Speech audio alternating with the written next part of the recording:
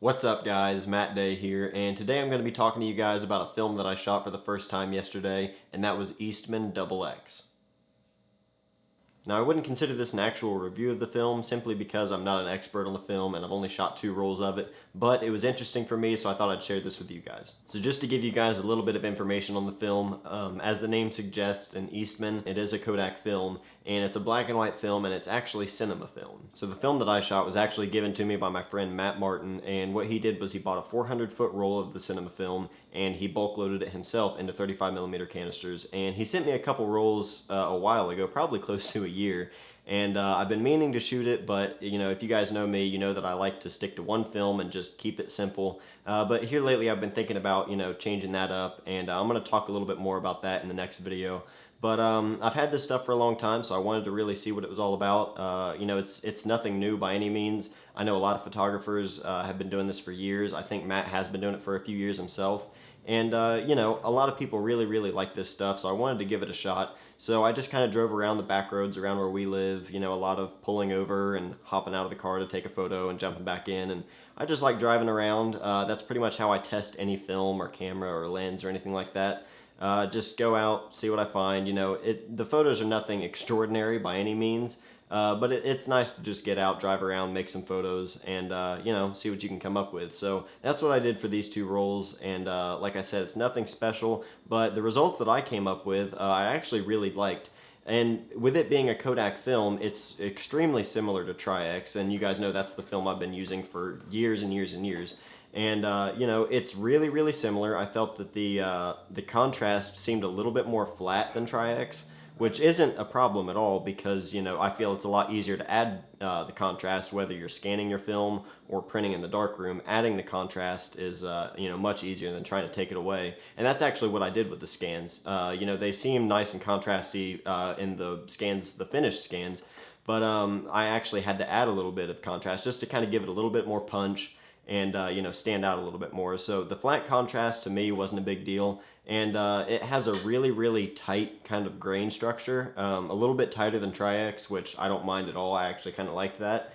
And with it being a cinema film, naturally it has that really cinematic look to it. So really interesting stuff, a lot of really good shadow detail. The highlights, they did blow a little bit on a couple of the photos, and that's something that Matt mentioned to me was, be careful whenever you're shooting the film just because the highlights do tend to go before anything else, especially considering I was going to be pushing the film 1 stop, and that's something I should mention. The film was shot at 400 and the film is actually rated at 200. So I pushed it 1 stop in development, and if I can check my notes here, I developed with HC 110, which is what I use for everything, dilution B, and I developed for 5 minutes and 45 seconds at 69 degrees Fahrenheit.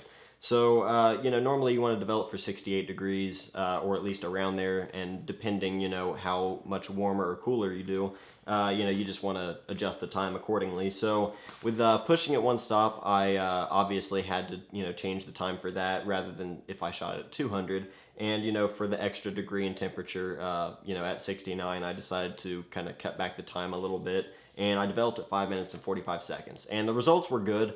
I wouldn't want to develop for much shorter than that just because you can run into some issues when you're not developing long enough. But the results came in really good. And like I said, even at such a short time and pushing it a stop, the negatives did come out fairly flat, and I had a lot of detail in the shadows and the highlights. So that wasn't a big deal at all, and I was actually really happy with how that came out. Now, as I mentioned, this isn't anything new by any means. A lot of photographers have been doing this for years, buying the big bulk and, just rolling it themselves.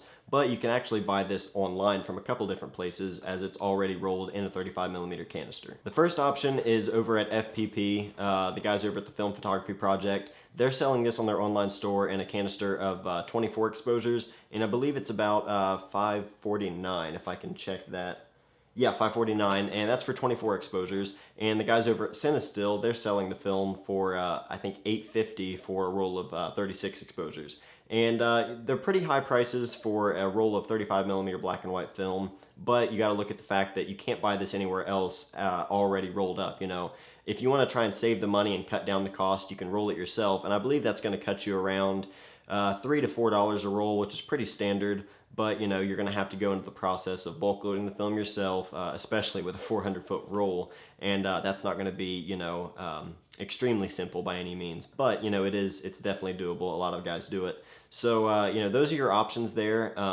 Like I said, I think the Cinestill is actually sold out.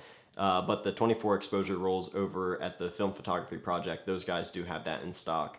So yeah, if you guys are wanting to give this a shot, be sure to check it out, and you can try rolling it yourself, or you can order it online. So yeah, the whole point of this video, really, I just wanted to kind of talk to you guys a little bit about the film. And like I said, I'm no expert. This is my first time shooting the film, but it was interesting to me, and I'm always trying to find, new things I can talk about and share with you guys. And I like trying to share things that are more personal and not just, basically reading a manual on a camera. So let me know if you guys enjoyed this, what you thought of the photos, and let me know if you guys have shot this yourselves. So that's it for today, and thank you guys for watching, and I'll see you next time.